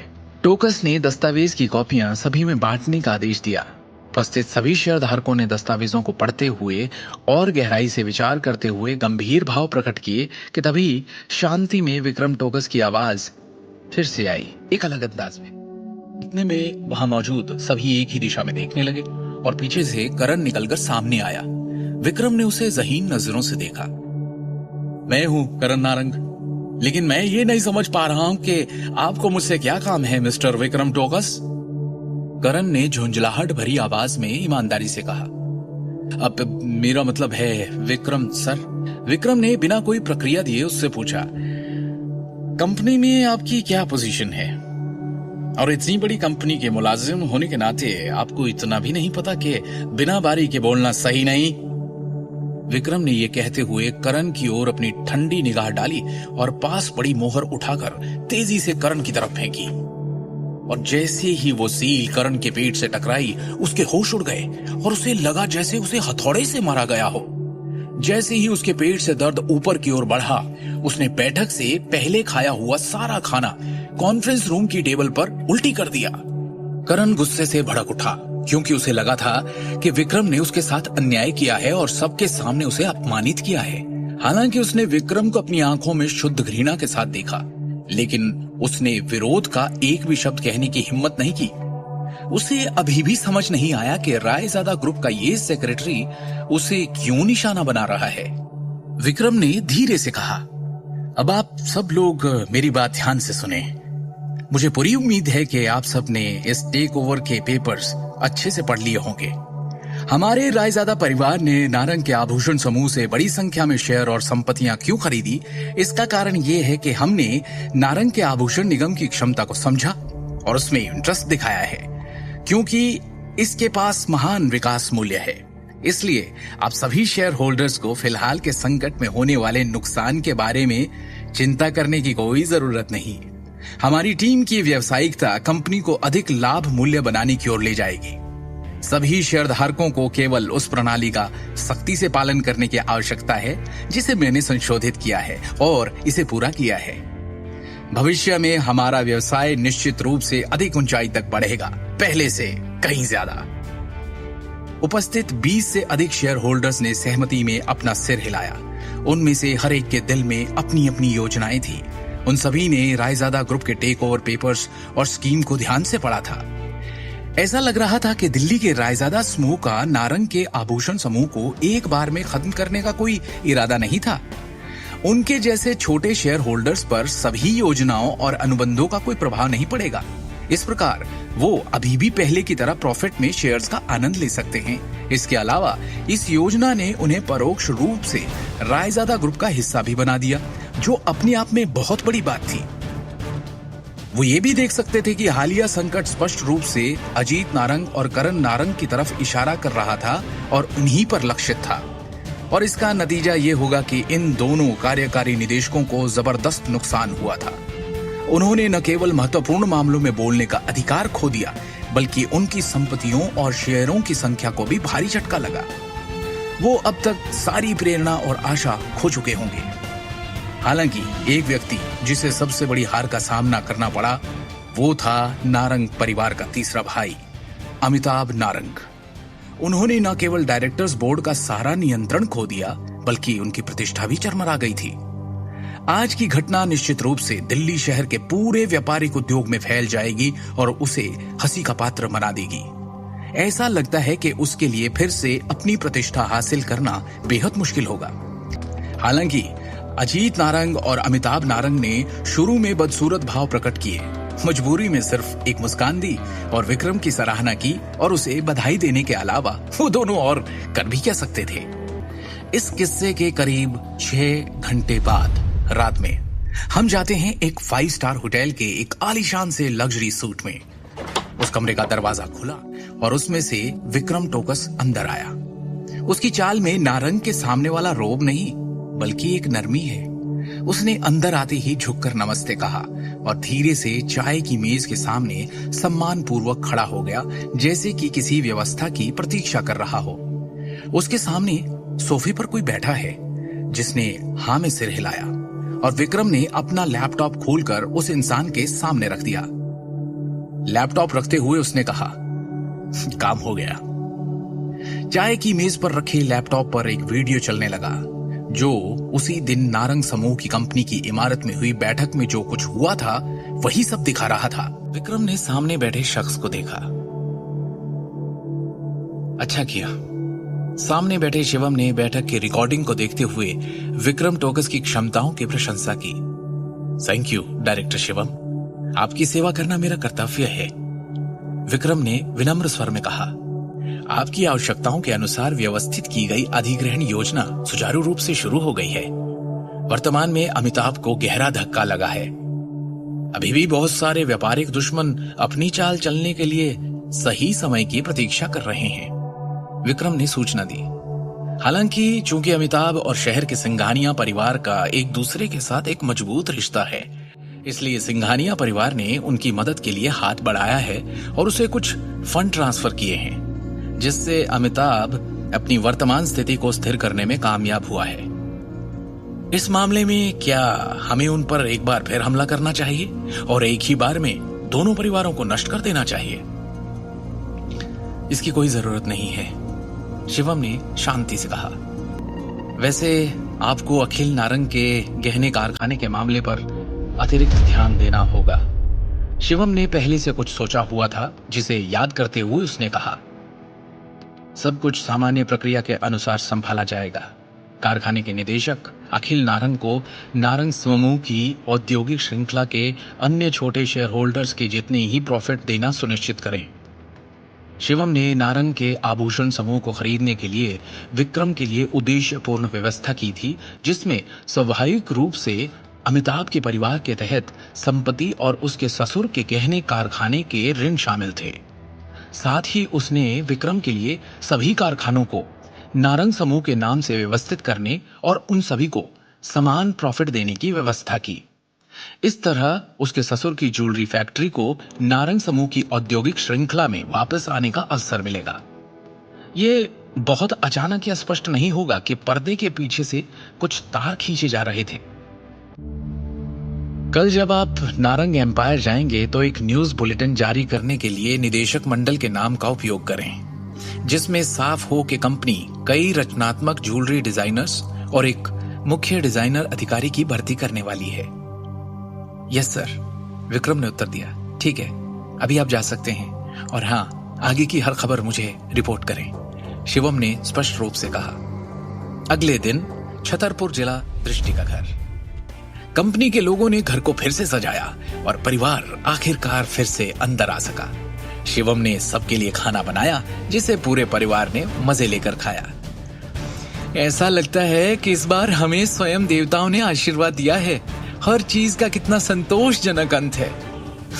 भाई साहब के अपने बेटे के साथ गिरने के बाद पिछले वर्षों में उनके द्वारा बनाए गए दुश्मनों ने उन्हें लात मारने का अवसर ले ही लिया, सिम्मी ने बड़े संतोष के साथ कहा।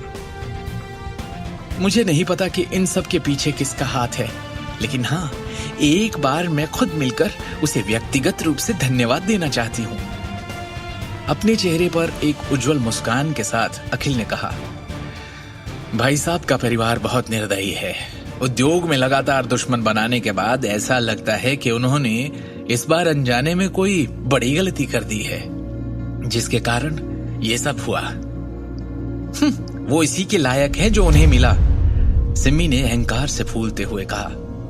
इस बार नए अध्यक्ष ने हमारे आभूषण कारखाने को कंपनी की औद्योगिक श्रृंखला में शामिल कर दिया है, जिससे हमें भविष्य में शेयर और प्रॉफिट दोनों मिलेंगे।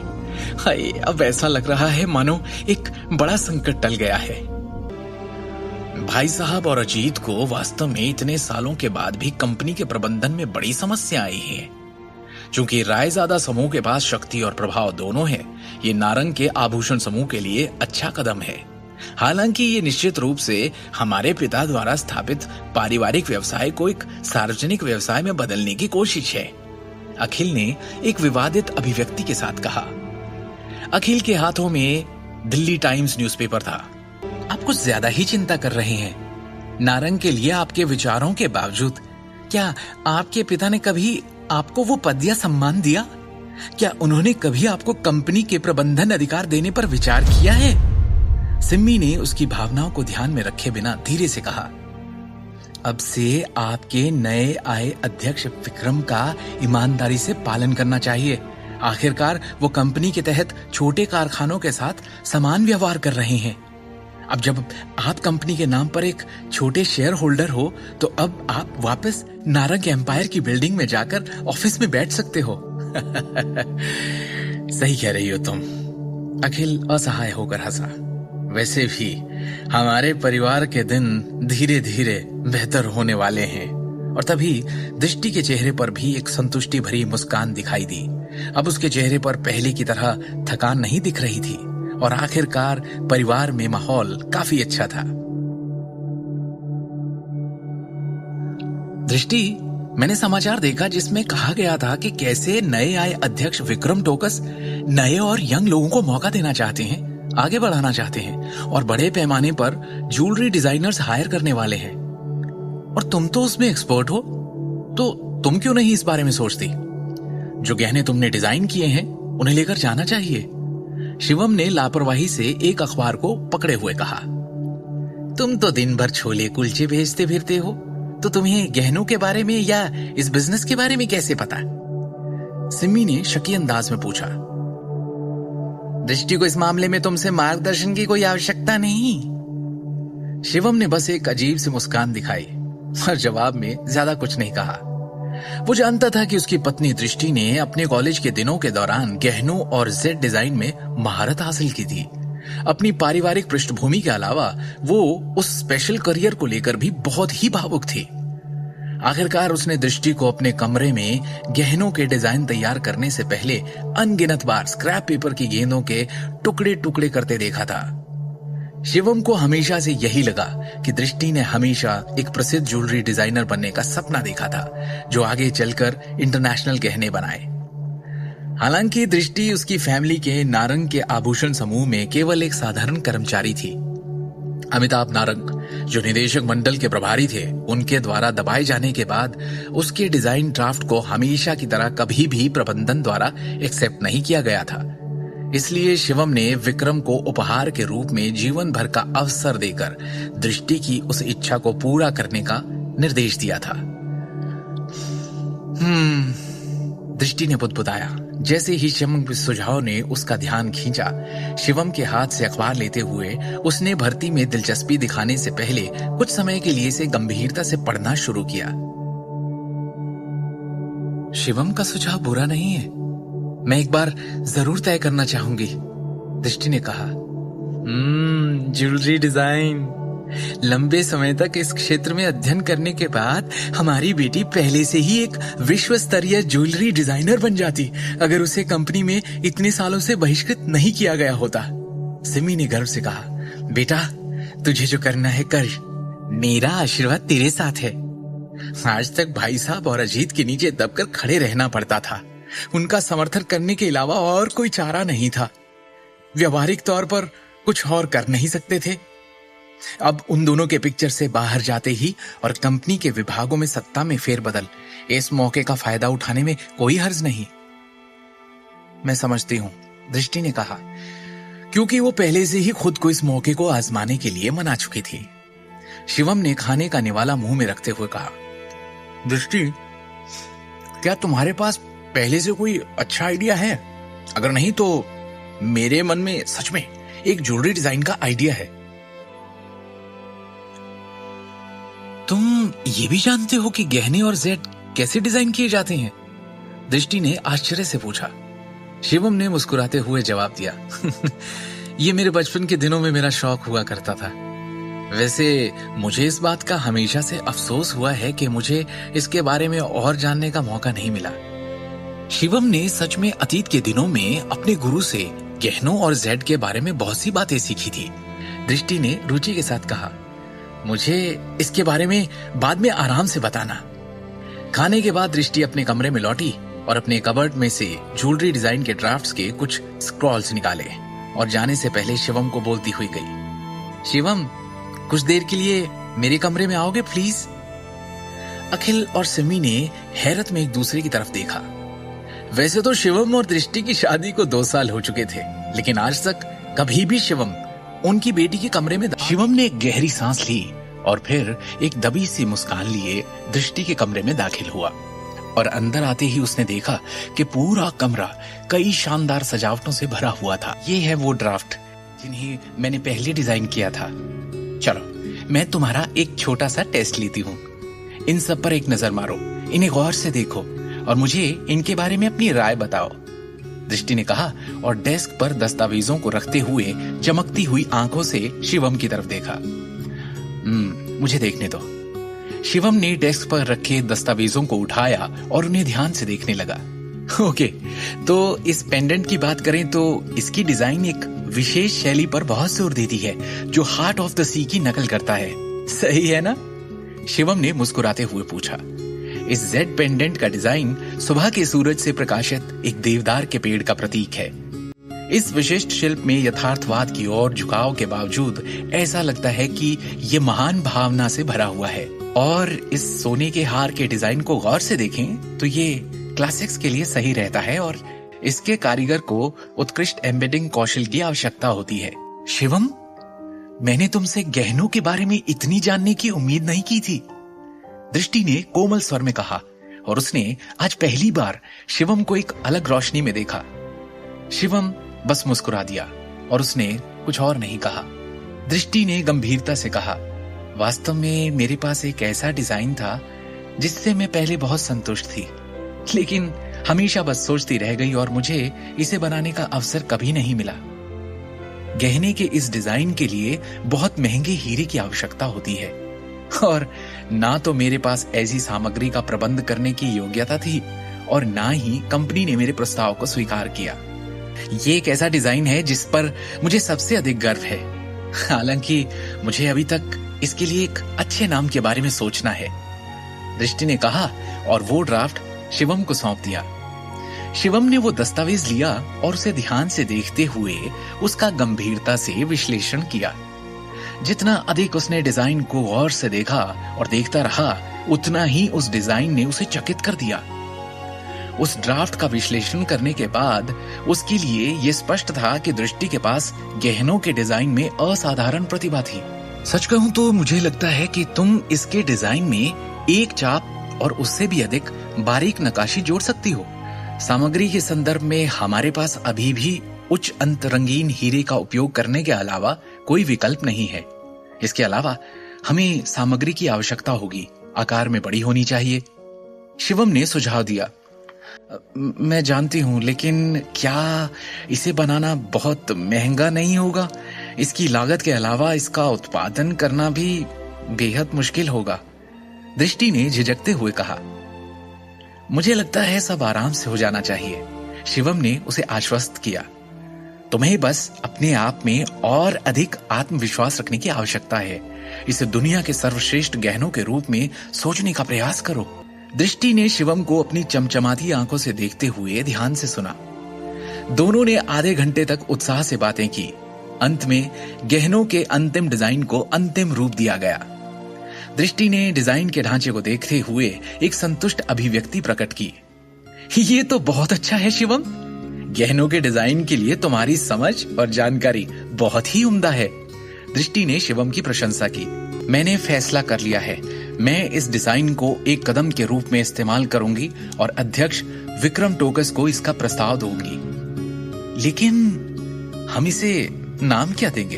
दृष्टि ने थपथपाया और कुछ देर सोचा। शिवम ने भी कुछ देर सोचा और सुझाव दिया, विश्व के राजा। दुनिया का राजा? दृष्टि ने पूछा। दुनिया का राजा, दृष्टि ने उत्साह से कहा। मैं यही नाम रखूंगी, विश्व के राजा।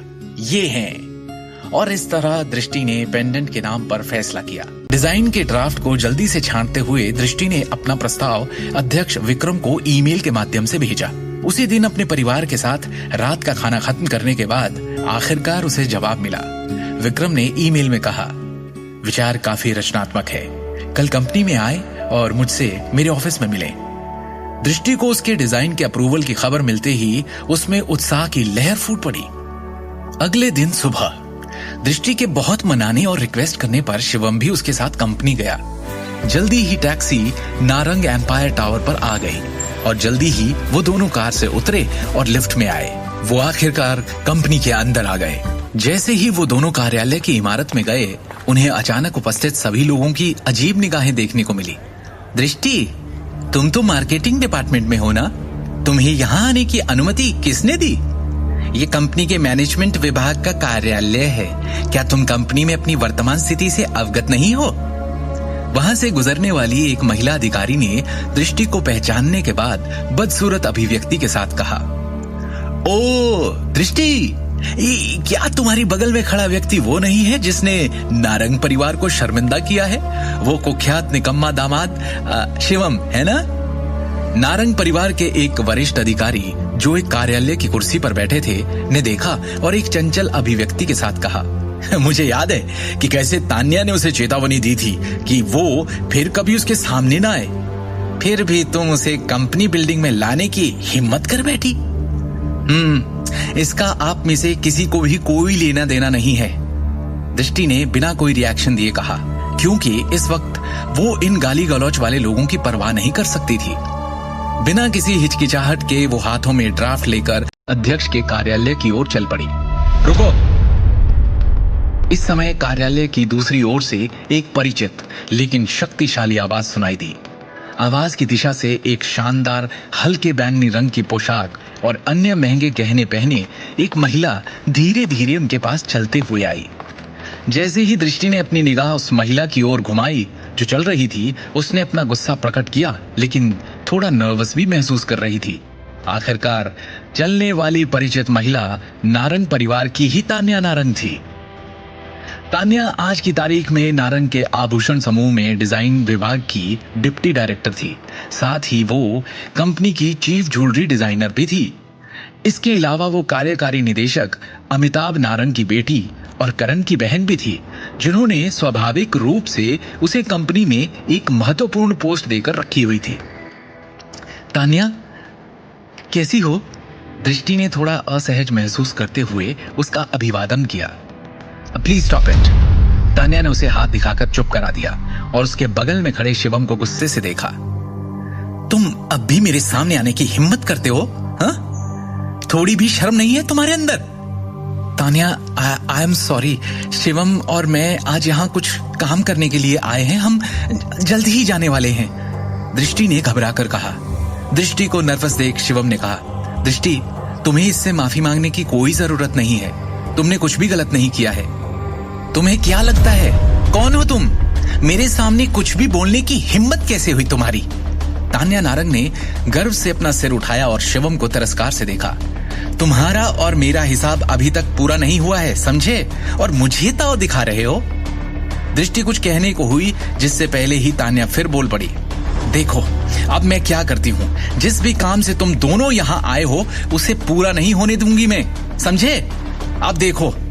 तान्या की बात से दृष्टि थोड़ा घबरा गई, लेकिन शिवम ने शांति से कहा, मैंने तुम्हारी शादी में पहले ही माफी मांग ली थी, जबकि वहां मेरी कोई गलती भी नहीं थी। हिम्मत तो देखो शिवम, क्या तुम भूल गए हो जो मैंने तुमसे कहा था? बगल से अचानक एक गहरी आवाज आई। इस समय दर्श सिंघानिया चलते हुए आया और उसने शिवम और दृष्टि को घृणा के भाव से देखा। फिर उसने एक उच्च और शक्तिशाली रवैये के साथ उपहास किया। क्या तुमने सोचा था कि तुम केवल एक माफी के साथ निपट जाओगे? क्या तुम इन पिछले कुछ दिनों के बाद अपना सरनेम भूल गए हो? क्या तुमने वास्तव में सोचा था कि मैं तुम्हारी घटिया गहनों के कारखानों को बंद नहीं करूंगा? दर्श ने नारंग के ज्वेलरी ग्रुप में बड़ी रकम का निवेश किया था। निदेशक मंडल के सदस्यों में वो भी कार्यकारी अधिकारियों में से एक बन गया था। इसके अलावा वो दिल्ली शहर के द सिंघानिया फैमिली में शीर्ष परिवार का सबसे बड़ा बेटा था। तान्या ने अचानक दृष्टि के हाथ में ड्राफ्ट वाले बैग को देखा और तिरस्कार के साथ कहा, तुम यहाँ उस भर्ती नोटिस के लिए तो नहीं आई हो जिसे चेयरमैन टोकस ने जारी किया था, है ना? क्या तुम सच में अपने गहने डिजाइन आइडियाज में निवेश करने के लिए यहाँ हो? बहुत अच्छा मजाक है। अपने हुनर की कमी के बावजूद तुम अभी भी एक ज्वेलरी डिजाइनर बनने की कोशिश कर रही हो। पिछले कुछ सालों में तुमने कितने ज्वेलरी डिजाइन तैयार किए हैं? मैंने उन सभी को देखा है, वो सभी कूड़ा करकट हैं। तुम्हारा वर्तमान स्तर तुम जीवन भर भी कोशिश कर लो तो इसमें इन्वेस्ट करने की सोच भी नहीं सकती। तान्या ने व्यंग्य से उपहास किया। दृष्टि, मेरी कंपनी के डिजाइन विभाग के उपनिदेशक और मुख्य ज्वेलरी डिजाइनर के रूप में मैं आधिकारिक तौर पर तुम्हें इस इमारत को अभी इसी वक्त छोड़ने का ऑर्डर देती हूँ। तान्या ने अहंकार में कहा, तुम्हारा डिजाइन आइडिया रिजेक्ट कर दिया गया है। तान्या, तुम, मेरी बात तुम ही थी जिसने मेरे पिछले सभी ड्राफ्ट्स को रिजेक्ट कर दिया था? दृष्टि ने घटनाओं के मोड़ के बारे में पूरी तरह से अविश्वास में पूछा। क्या हुआ? क्या तुम अभी भी आश्वस्त नहीं हो? तान्या ने उपहास किया और गर्व से दृष्टि की तरफ देखा। क्या तुम सच में एक पेशेवर डिजाइनर के रूप में मेरे शब्दों पर संदेह कर रही हो? मैं पूरे दिल्ली शहर में शीर्ष ज्वेलरी डिजाइनर्स में से एक हूँ। दूसरी ओर तुमने अभी तक किसी भी प्रकार के रिजल्ट्स नहीं दिए हैं। यहाँ किस बारे में बहस हो रही है? अचानक ऑफिस में एक गहरी और गरिमापूर्ण आवाज सुनाई दी। सबने उस आवाज की दिशा में देखा और पाया कि चेयरमैन विक्रम टोकस अपने कैबिन से निकलकर बाहर आया और उसने धीरे से तान्या और दर्श पर अपनी निगाहें घुमाई। तान्या और दर्श का जो क्षणिक आत्मविश्वास था वो तुरंत ही घबराहट और डर में बदल गया। चेयरमैन सर, कोई बड़ी बात नहीं है, बस एक छोटी सी बात है। क्योंकि कुछ लोग हैं जो कंपनी के नियमों को नहीं समझते हैं। मैं बस उन्हें सबक सिखाने की कोशिश कर रहा था, दर्श ने कहा। ओहो, विक्रम ने दर्श की ओर देखा और पूछा, कौन है जो नियमों को नहीं जानते? दर्श ने तुरंत उत्तर दिया, असल में ये मार्केटिंग विभाग में एक छोटी क्लर्क है और इसका नाम दृष्टि है। ये बिना अनुमति के कंपनी के उच्च अधिकारियों के कार्यालय में आई थी। बस इसीलिए मैं उसे सही तरह से समझा रहा था। इसे मैंने ही मिलने के लिए बुलाया है। क्या आपको इसमें कोई दिक्कत है? विक्रम ने शांति से कहा। साथ ही मैं ये स्पष्ट कर दूं कि ये एक कार्यालय है। एक वरिष्ठ नेता के रूप में आपको क्या लगता है कि आप ऐसी जगह पर हंगामा करके क्या दिखाना चाह रहे हैं? मैं नहीं चाहता कि कोई भी कार्यालय में अनावश्यक शोर करे। अगर भविष्य में ऐसा कुछ भी हुआ तो तुम दोनों इस ऑफिस से बाहर निकाले जाओगे। ये कहने के बाद विक्रम ने एक मुस्कान के साथ दृष्टि की ओर देखा। विक्रम ने कहा, मिसेस दृष्टि, तो मैंने कल वो डिजाइन आइडिया देखा जो आपने मुझे मेल किया था और मैं काफी प्रभावित हुआ। मेरे ऑफिस में आइए जिससे हम आपके डिजाइन के विवरण के बारे में बात कर सकें। जी धन्यवाद विक्रम सर, दृष्टि ने गंभीरता से कहा और फिर तान्या, दर्श और अन्य लोगों पर ध्यान नहीं देते हुए विक्रम ने आगे की चर्चा के लिए दृष्टि और शिवम को अपने कार्यालय में ले जाने की पहल की। आगे की कहानी जानने के लिए देखिए अगला एपिसोड सिर्फ पॉकेट एफएम के YouTube चैनल पर और शिवम द हिडन वॉरियर के सारे एपिसोड्स को सुनने के लिए डिस्क्रिप्शन में दी लिंक से डाउनलोड करें पॉकेट एफएम ऐप।